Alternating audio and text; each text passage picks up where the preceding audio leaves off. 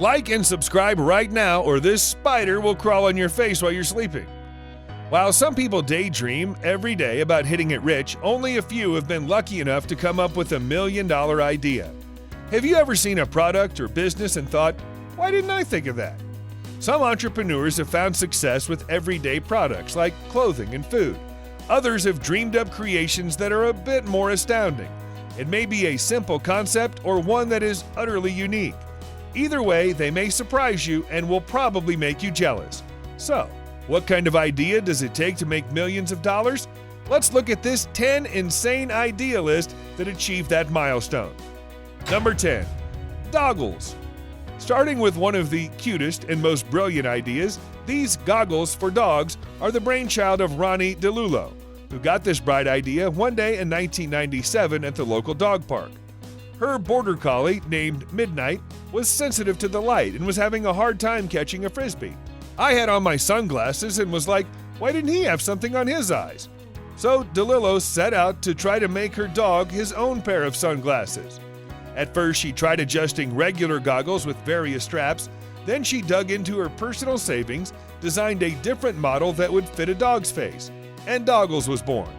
Now dogs can hang their heads out the car window without any hesitation. Not only do Doggles offer 100% UV protection, but they also protect against dust and debris.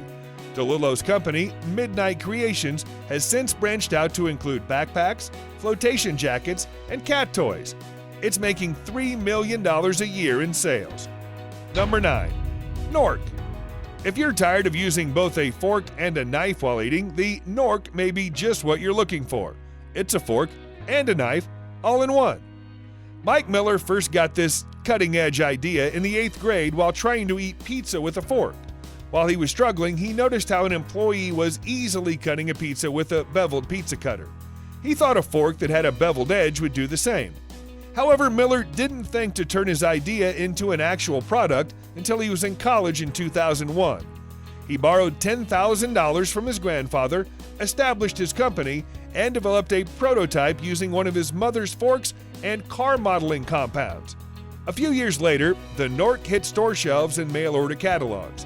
These days, the Nork has company at the dinner table. The line has been expanded into a full place setting. Nork Flatware makes $2 million in sales annually. Number 8. Billybob Teeth. These fake teeth were designed to transform anyone into a country bumpkin. Jonah White first laid eyes on them at a college football game in 1994.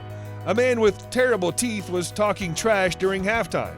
It turned out that man was a friend of a friend, and the teeth were fake. He had them made in dental school.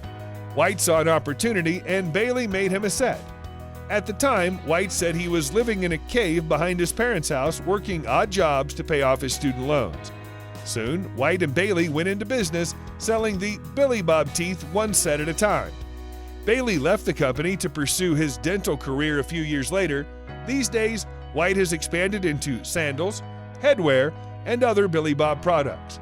He's also moved into nicer digs thanks to the $50 million in sales his company has generated since Billybob Teeth were first sold. Number 7. 2 men and a truck. Mary Ellen Sheets never imagined that hauling trash would turn into a multi-million-dollar company. In the early 1980s, Sheets' sons, John and Brig Sorber, started doing odd jobs for locals using their pickup truck to haul trash and brush from people's yards and moving furniture. Anything for a few dollars. Once the boys went off to college, the phone kept ringing, so Mary Ellen hired 2 men and bought another truck for $350. At first, it was a hobby, but by the late 1980s, she quit her job to focus on the business full-time.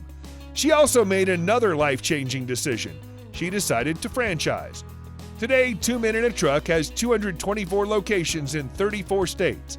Brig Sorber has replaced his mom as CEO, but Mary Ellen Sheets still serves on the board of directors, and John Sorber is an executive with the company.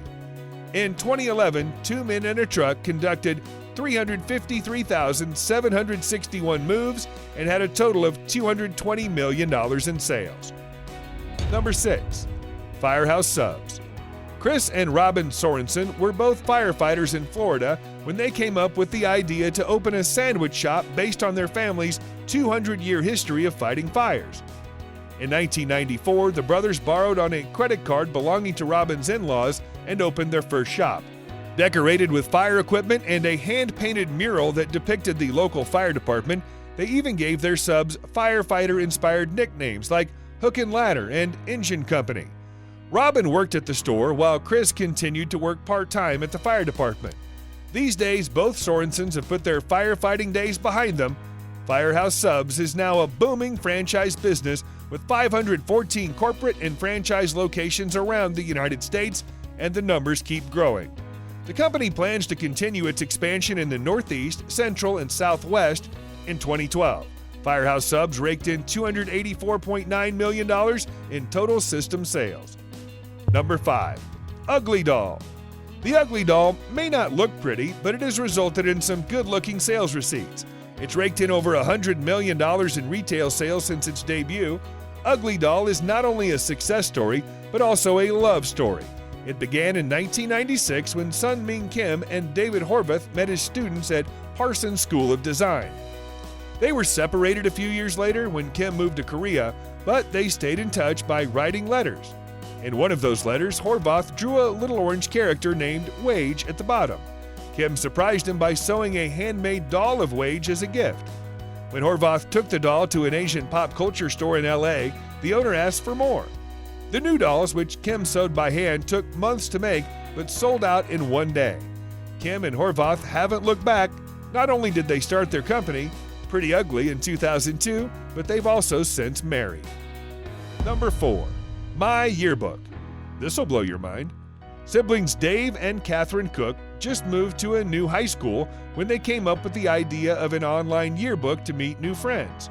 To get started, they turned to their brother, Jeff Cook, who'd already started and sold a business while in college. In 2005, Jeff became the first investor and CEO of My Yearbook. Within the first 9 months, the site had 1 million users. As the company grew, it left the high school realm and started connecting people in general. In November 2011, social networking site Kpasa bought My Yearbook for $100 million in cash and stock. And later, My Yearbook was rebranded as Meet Me.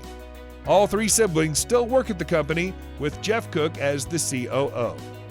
Number 3. 1-800-Flowers.com. Jim McCann was a bartender and a social worker looking for a way to supplement his income when he bought a flower shop for $10,000 in 1976. That led to 13 more stores in the New York metropolitan area. But it wasn't until he acquired the 1-800-Flowers phone number in 1986 that business really boomed. McCann's was the first company to put an 800 telephone number in its name, and the simple marketing idea paid off. He also made sure technology didn't leave him behind, seizing the internet as an opportunity early on in 1991. By 1999, 1-800-Flowers had gone public and added the .com to its name. The company, which has also expanded by acquiring companies like the Popcorn Factory and Fannie Mae, reported $689.8 million in total revenue last year. And with that, it's now time for today's subscriber pick. Today's photo was sent to us by a subscriber. If you come across a photo online and want to know more details about it, just send it over to us. We might even feature it on a future video. Number 2. This apparently does look like a real picture, and it probably is, but we doubt that it was an idea that could have made millions of dollars. But we get the reason why someone would think so. Ships and yachts are quite expensive, and not everyone can afford them.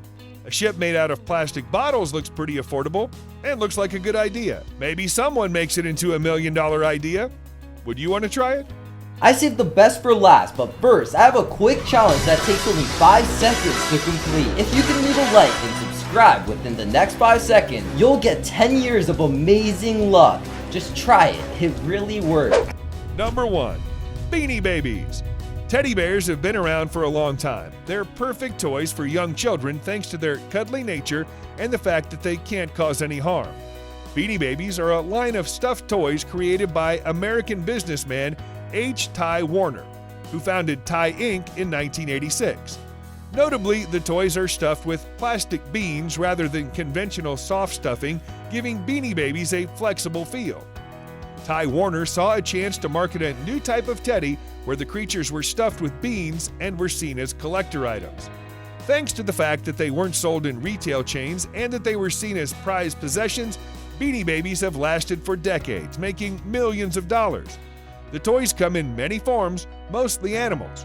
Although created in 1993, during the last half of the 1990s, Beanie Babies emerged as a major fad and collectible.